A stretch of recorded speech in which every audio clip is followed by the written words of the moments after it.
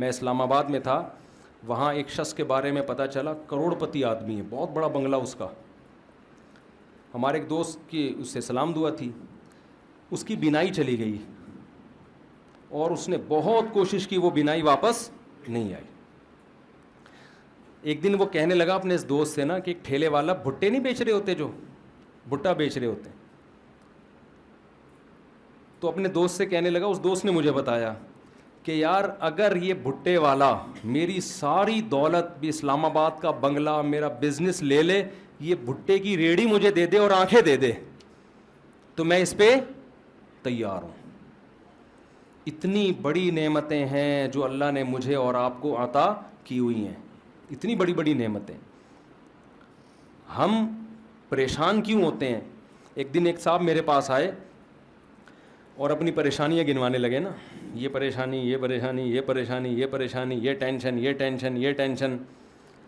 میں نے اس کو کہا, میں نے کہا یار جو ٹینشنیں آپ بیان کر رہے ہو نا, جس سے آپ موٹیویشن لینے کے لیے آئے ہو, اس کے پاس یہ والی ٹینشن اس سے ڈبل ہے. سمجھ آ رہی ہے بات؟ اس کے پاس یہ والی ٹینشنیں کیا ہیں, اس سے ڈبل ہیں. تو میں آپ کی ٹینشنیں کیسے ختم کر دوں؟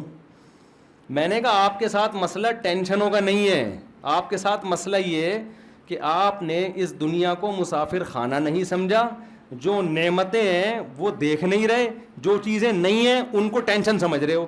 اور دنیا میں کوئی آدمی ایسا ہے کہ اس کی ساری خواہشات پوری ہو جائیں؟ بولو نا, دنیا میں کوئی ہو نہیں سکتا. وجہ کیا ہے؟ ام للانسان ما تمنا. قرآن کہتے ہیں کیا انسان یہ سمجھتے ہے جو تمنا کرے گا مل جائے گا؟ یہ تو ممکن نہیں ہے. یہاں ہم نے یہ دیکھنا کیا کیا ملا ہوا ہے, یہ نہیں دیکھنا کیا کیا نہیں ملا ہوا. لوگ یہ دیکھ رہے ہوتے ہیں, وہ ڈیفینس میں رہتا ہے, میں ناظم آباد میں رہتا ہوں, وہ بھائی تو یہ دیکھ, تو ناظم آباد میں رہ رہا ہے, وہ گندے نالے کے پل پہ رہ رہا ہے وہ بندہ فلاں, اور جو گندے نالے پہ رہتا ہے وہ دیکھے یار گندے نالے پہ گھر تو ملا ہوا ہے, اگلا تو فٹ پاتھ پہ سو رہا ہے. جو فٹ پاتھ پہ سو رہا ہے وہ کہے کہ یار میں سو تو رہا ہوں نا. بہت سے لوگ 1000 گز کے بنگلوں میں گدے پہ نیند نہیں آ رہی, وہ کہہ رہے ہیں فٹ پاتھ کی نیند اچھی ہے اس گدے سے جس پہ نیند نہیں آئے کم وقت کو.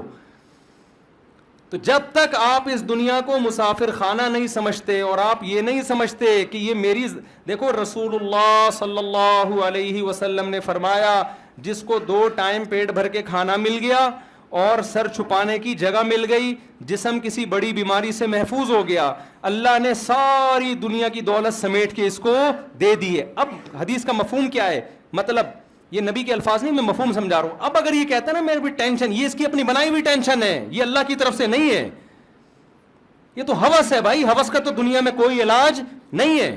کتنے لوگ آتے ہیں میں بے روزگار ہوں, ٹینشن ہے, میں کہتا ہے تیرے کو صبح ناشتہ مل رہا ہے؟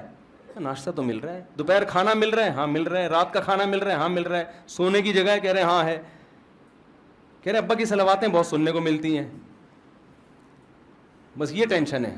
تو میں نے کہا 2-4 ٹینشنیں تو ہونی چاہیے نا زندگی میں, یہ والی ٹینشن بھی ختم ہو جائے پھر تو اور جنت میں چلا گیا نا. تو ایک ٹینشن برداشت کر لے. فری پھوکٹ کا تجھے پراٹھے مل رہے ہیں صبح کے, فری پھوکٹ کا تجھے ابا کے خرچے پہ کیا مل رہا ہے, بھلے صلواتیں سن کے مل رہے. بھیکاری کو آپ 2 روٹی 2 گالیاں دے کے, وہ کہے گا 2 اور دے دے, 4 گالیاں اور لگا دے ساتھ میں, کیونکہ بھیکاری کو اندازہ ہے کہ 2 پراٹھوں کی کیا, میرے منہ سے روٹی نکلتی نہیں ہے, لفظ نکلتا ہے پراٹھا ہی نکلتا ہے, پتہ نہیں کیوں.